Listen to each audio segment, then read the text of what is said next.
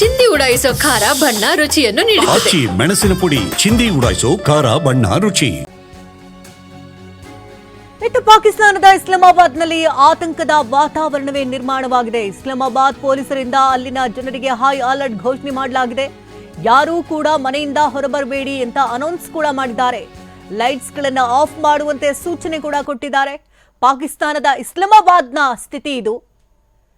ಆತಂಕದ ವಾತಾವರಣ ಅಲ್ಲಿ ನಿರ್ಮಾಣವಾಗಿದೆ. ರೋಡ್ಗಳೆಲ್ಲವೂ ಕೂಡ ಖಾಲಿಯಾಗಿದೆ. ಯಾರೂ ಕೂಡ ಮನೆಯಿಂದ ಹೊರಬರಬೇಡಿ ಅಂತ ಇಸ್ಲಾಮಾಬಾದ್ನಲ್ಲಿ ಪೊಲೀಸರಿಂದ ಹೈ ಅಲರ್ಟ್ ಘೋಷಣೆ ಮಾಡಿದ್ದಾರೆ.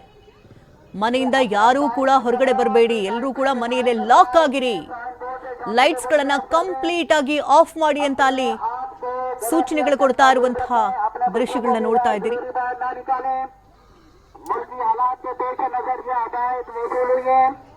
मल्टी इंतजामिया बार बार आपको आगाह कर रही है, अल्लाह वर्दी की सूरत में जो भी गवर्नमेंट एक्शन लेगी, जो भी इंतजामिया एक्शन लेगी, उसका जिम्मेदार खुद दुकानदार होगा।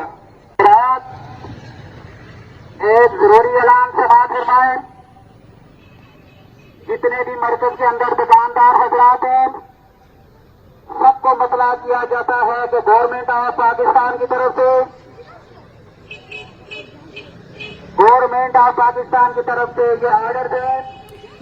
ಎಸ್, ಒಂದ್ ಕಡೆ ಈಗಾಗಲೇ ಭಾರತೀಯ ಸೇನೆ ಪಿಕ್ಚರ್ ಅಭಿ ಬಾಕಿ ಹೈ ಅಂತ ಹೇಳ್ತಾ ಇದೆ. ಅಂದ್ರೆ ಸೀನ್ ಇನ್ನೂ ಕೂಡ ಮುಗ್ದಿಲ್ಲ, ಸೆಕೆಂಡ್ ಇನ್ನಿಂಗ್ಸ್ ಯಾವಾಗ ಸ್ಟಾರ್ಟ್ ಆಗುತ್ತೋ ಗೊತ್ತಿಲ್ಲ ಅಂತ ಹೇಳ್ತಿದ್ದಾರೆ. ಈ ಎಲ್ಲದರ ಆತಂಕದ ಬೆನ್ನಲ್ಲೇ ಪಾಕಿಸ್ತಾನದಲ್ಲೂ ಕೂಡ ಒಂದು ಕಡೆ ಢವಢವ ಶುರುವಾಗಿದೆ. ಯಾವ ಕ್ಷಣದಲ್ಲಿ ಭಾರತೀಯ ಸೇನೆಯಿಂದ ಮತ್ತೆ ಇನ್ನೆಲ್ಲ ಅಟ್ಯಾಕ್ ಆಗುತ್ತೋ ಅನ್ನುವಂತ ಆತಂಕ ಮನೆ ಮಾಡಿದೆ. ಯಾಕಂದ್ರೆ ಮಾಕ್ ಡ್ರಿಲ್ಗೆ ಒಂದ್ ಕಡೆ ಸಿದ್ಧತೆಯನ್ನ ನಡೆಸ್ತಾ ಇದ್ದಂತೆ ಏಕಾಏಕಿಯಾಗಿ ಇಲ್ಲಿ ಅಟ್ಯಾಕ್ ಕೂಡ ನಡೆಸ್ತು. ಪುಲ್ವಾಮಾ ಅಟ್ಯಾಕ್ ಏನಾಯ್ತು, ಉರಿ ಎಲ್ಲ ದಾಳಿ ಎಲ್ಲಾಯ್ತು, ಅದೆಲ್ಲದರ ಬೆನ್ನಲ್ಲೇ ಇಷ್ಟು ಬಹುದೊಡ್ಡ ದಾಳಿ ಆಗಿರುವಂತಹದನ್ನ ಪಾಕಿಸ್ತಾನ ಅಡಗಿಸ್ಕೊಳ್ಳೋಕ್ಕೂ ಕೂಡ ಕಷ್ಟ ಸಾಧ್ಯ ಆಗ್ತಾ ಇದೆ. ಯಾಕಂದ್ರೆ 80ಕ್ಕೂ ಹೆಚ್ಚು ಜನರು ಬಲಿಯಾಗಿದ್ದಾರೆ ಅನ್ನೋದ್ರ ಬಗ್ಗೆ ಮಾಹಿತಿ ಕೂಡ ಇದೆ. ಆದರೆ ಪಾಕಿಸ್ತಾನ ಮಾಧ್ಯಮ ಹೇಳಿಕೆ ಪ್ರಕಾರ ಕೇವಲ 31 ಜನ ಬಲಿಯಾಗಿದ್ದಾರೆ, 40 ಜನ ಗಾಯಗೊಂಡಿದ್ದಾರೆ ಅನ್ನೋದ್ರ ಬಗ್ಗೆ ಮಾಹಿತಿನ ಕೊಡ್ತಾ ಇದೆ.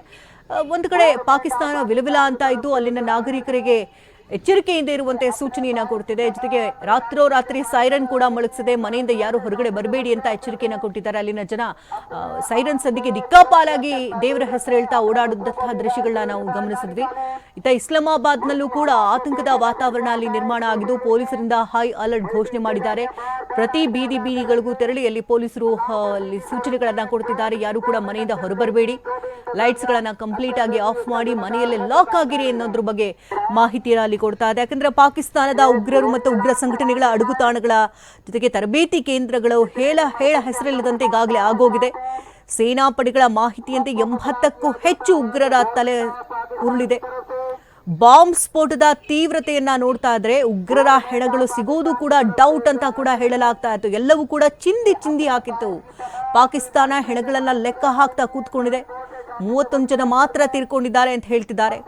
ಭಾರತೀಯ ಸೇನಾ ದಾಳಿ ಕುಖ್ಯಾತ ಉಗ್ರರಿಗೂ ಕೂಡ ಮರ್ಮಾಘಾತವನ್ನ ಕೊಟ್ಟಿದೆ. ಅದರಲ್ಲೂ ಪ್ರಮುಖವಾಗಿ ಜೈಷ್ ಎ ಮೊಹಮ್ಮದ್ ಉಗ್ರ ಮೌಲಾನಾ ಮಸೂದ್ ಅಜರ್ಗೆ ಕಂಡು ಕೇಳಿರದಂತ ಹೊಡ್ತಾ ಇದ್ದು. ಯಾಕೆಂದ್ರೆ ಮಸೂದ್ ಅಜರ್ ಕುಟುಂಬದ 10 ಜನ ಆಪರೇಷನ್ ಸಿಂಧೂರ್ಗೆ ಬಲಿಯಾಗಿರೋದ್ರಿಂದಾಗಿ ಆತಂಕದ ವಾತಾವರಣ ಕೂಡ ಅಲ್ಲೂ ನಿರ್ಮಾಣವಾಗಿದೆ. एक जरूरी ऐलान समाज